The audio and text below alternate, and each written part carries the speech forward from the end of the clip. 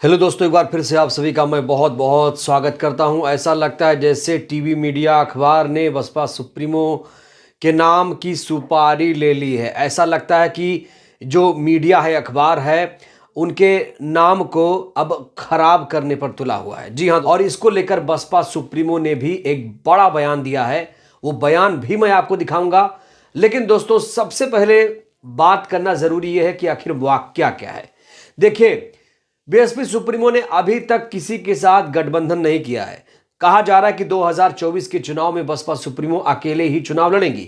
ना तो इंडिया के साथ जाएंगी, ना तो एनडीए के साथ जाएंगी। वो अकेले ही चुनाव लड़ेंगी और जब चुनाव नतीजे आ जाएंगे तो वो किसी के साथ गठबंधन या समर्थन जैसा कहें वैसा कर सकती है। लेकिन इस बीच मीडिया के द्वारा ऐसी खबर चलाई जा रही है दोस्तों, जिसको लेकर लोग काफी नाराज हैं। और इसीलिए यह खबर दिखाना हमारी जिम्मेदारी हो जाती है कि कैसे चुपके चुपके टीवी, अखबार, मीडिया मायावती जी के बारे में गलत गलत खबरें प्रसारित कर रहा है। बिना तथ्यों की जानकारी के टीवी मीडिया लगातार गलत, बेबुनियाद, फेक और मनगढ़ंत अनर्गल खबरें चला रहा है। दोस्तों, जैसा कि आपको मालूम है कि 2024 के लोकसभा चुनाव में बीएसपी अकेले चुनाव लड़ेगी, लेकिन इस दौरान टीवी मीडिया, अखबार एक अलग ही नैरेटिव सेट कर रहा है। वो मायावती जी के लिए अलग ही नैरेटिव सेट कर रहा है, ऐसा नैरेटिव जिससे भारतीय जनता पार्टी को फायदा हो। जी हां दोस्तों, ये कहने में गुरेज नहीं होना चाहिए कि जो टीवी मीडिया है आज का, जो अखबार है, वो सत्ता की चाटुकारिता कर रहा है। वो सत्ता से सवाल नहीं करता है। गरीबी, बेरोजगारी, महंगाई, भुखमरी, भ्रष्टाचार पर वो कोई सवाल नहीं करता है। वो सिर्फ और सिर्फ विपक्ष को टारगेट करता है। और खास तौर से अगर कोई नेता दलित समाज से हो तो उस पर कुछ ज्यादा ही नेगेटिव खबरें दिखाई जाती हैं। और इस समय बीएसपी सुप्रीमो को लेकर एक ऐसी खबर चल रही है जिसको लेकर जबरदस्त नाराजगी है। तो दोस्तों, कहा क्या जा रहा है, बसपा सुप्रीमो अकेले चुनाव लड़ेंगी, लेकिन इसके पीछे वजह जो बताई जा रही है, आखिर क्यों वो अकेले लड़ेंगी, इसके पीछे मीडिया जो वजह बता रहा है वो बेहद ही शर्मनाक है। जी हां दोस्तों, मायावती जी के आइडियोलॉजी के एकदम खिलाफ मीडिया ये बातें कर रहा है।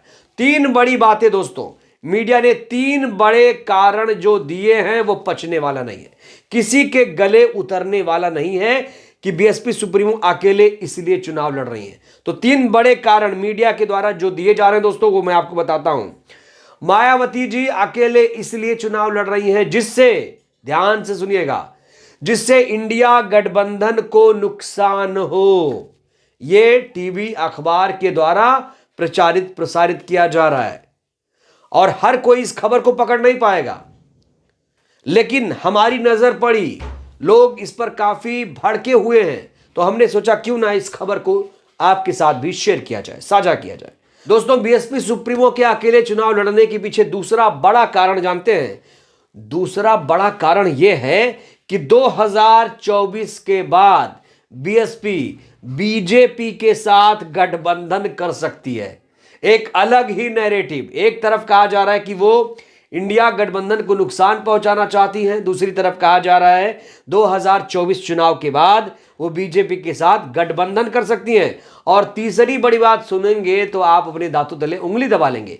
तीसरा बड़ा कारण सुनिए दोस्तों, तीसरा बड़ा कारण मीडिया के द्वारा यह गढ़ा जा रहा है, कहा जा रहा है कि राज्य यानी प्रदेश में और केंद्र की सरकार में बीएसपी के नेता शामिल हो सकते हैं।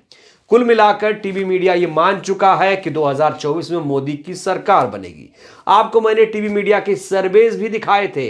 सर्वे में किस तरीके से वो बीजेपी को 73 से 75 सीटें दे रहा है। दोस्तों, बाकी जो विपक्ष की पार्टियां हैं उनको टीवी मीडिया भाव नहीं दे रहा है, उनको 2, 4, 5 सीटों में निपटा देता है। लेकिन जब बात भारतीय जनता पार्टी की आती है तो उन्हें फुल मार्क्स देता है। इस बार भारतीय जनता पार्टी के द्वारा अब की बार 400 पार का नारा भी दिया गया है और टीवी मीडिया उसी नक्शे कदम पर चल रहा है। जब भी सर्वे लेकर आता है तो वो 400 को ध्यान में रखकर अपने आंकड़े टैली में भरता है। और दोस्तों, ऐसा पहली बार नहीं है कि बीएसपी सुप्रीमो के खिलाफ टीवी मीडिया के द्वारा मनगढ़ंत, तथ्यों से परे खबरें चलाई जा रही हूं।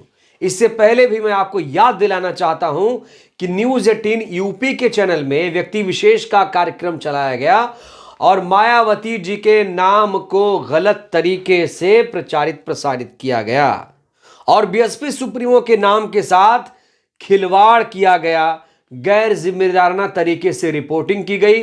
यहां तक कि इस कार्यक्रम में बीएसपी सुप्रीमो खुद कहती हैं कि इस कार्यक्रम में उनका नाम मायावती जी की जगह चंद्रवती लिया गया, कई बार लिया गया और इसको लेकर बीएसपी सुप्रीमो ने काफी कड़ी प्रतिक्रिया दी थी। यहां तक कि टीवी मीडिया से अनुरोध किया था कि किसी भी विशेष व्यक्तित्व के बारे में कोई जानकारी देने से पहले सही तथ्यों की जानकारी जरूर प्राप्त कर लें, वरना गलत सूचना देने से मीडिया से लोगों का विश्वास ही उठ जाएगा। वैसे लोगों का विश्वास उठ चुका है अब, खासकर दलित समाज के मामले में जातिवादी मीडिया अपनी सोच जरूर सुधार ले तो बेहतर है। लेकिन दोस्तों आपको बता दूं, ये जो बयान है बीएसपी सुप्रीमो का बहुत पहले का है, उस तारीख से लेकर आज तक टीवी मीडिया ने अपनी शैली, अपने कार्य करने की जो तरीके हैं उसे नहीं बदला है। अभी तक वो अपनी सोच सुधार नहीं पा रहा है। दोस्तों इतना ही नहीं, न्यूज 18 के चैनल, अंबानी का चैनल न्यूज 18 जो नेशनल टीवी है अपने आप में, उसने एक खबर चलाई जिसमें राम गोपाल यादव के द्वारा यह कहलवाया गया या उन्होंने कहा कि मायावती जी इंडिया गठबंधन में आ रही हैं। इस खबर को प्रचारित प्रसारित किया गया और मायावती जी ने इस खबर का खंडन भी किया, कहा कि यह बेबुनियाद और फेक खबर है। बार बार ऐसी मनगढ़ंत खबरों से मीडिया अपनी इमेज खराब करने पर क्यों तुला है? कहीं ये सब किसी एजेंडे के तहत तो नहीं किया जा रहा है। एजेंडा सोचिए दोस्तों, ये जो कारण दिए जा रहे हैं कि इंडिया को नुकसान पहुंचाया जाएगा, 2024 के बाद बीजेपी के साथ बीएसपी गठबंधन करेगी, राज्य और केंद्र की सरकार में बीजेपी के नेता शामिल होंगे, कहीं ये किसी एजेंडे के तहत तो नहीं किया जा रहा है। और दोस्तों आपको बता दूं, जब राम गोपाल यादव ने ये बयान दिया था तो समाजवादी पार्टी की तरफ से इसका खंडन भी नहीं किया गया था। इसको लेकर भी बीएसपी सुप्रीमो खासी नाराज थी। उन्होंने कहा था कि अखिलेश यादव का खंडन नहीं करना यह साबित करता है कि उस पार्टी की हालत यहां उत्तर प्रदेश में काफी बदहाल है और वे भी उस घृणित राजनीति का हिस्सा हैं जो बीएसपी के खिलाफ लगातार सक्रिय हैं। ऐसी फेक खबरों से पार्टी के लोग सावधान रहे। तो दोस्तों मीडिया अपनी हरकतों से बाज नहीं आ रहा है, वो लगातार गलत, बेबुनियाद, फेक, मनगढ़ंत खबर, अनर्गल खबरें चला रहा है और ऐसे में मायावती जी के नाम को कहीं ना कहीं खराब करने की कोशिश की जा रही है। उनके बारे में गलत खबरें चलाई जा रही हैं। जाहिर तौर पर एक बड़ी नेता है वो और देश की सबसे तीसरी बड़ी पार्टी की वो नेता हैं।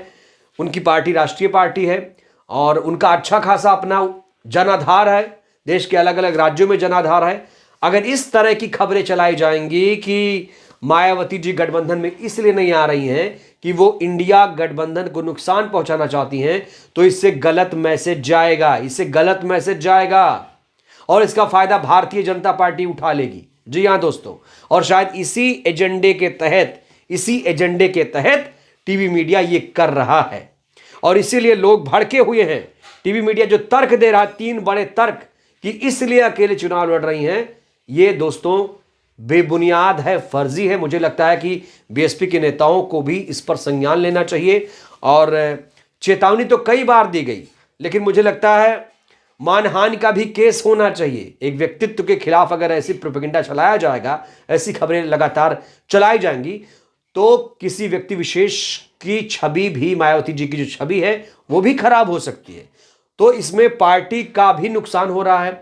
तो पार्टी का नुकसान ना हो, इसको लेकर अब नेताओं को भी संज्ञान लेना पड़ेगा। सोशल मीडिया पर बहुत ज्यादा एक्टिव रहना पड़ेगा, आईटी सेल को और ज्यादा मजबूत करना पड़ेगा, जिससे बीएसपी के खिलाफ जो अफवाह फैलाई जाती है, जो प्रोपेगेंडा फैलाया जाता है, उस पर लगाम लग पाए।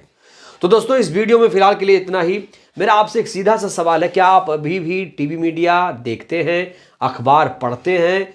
आप टीवी मीडिया के बारे में क्या सोचते हैं? 10 में से कितने मार्क्स देंगे टीवी मीडिया को?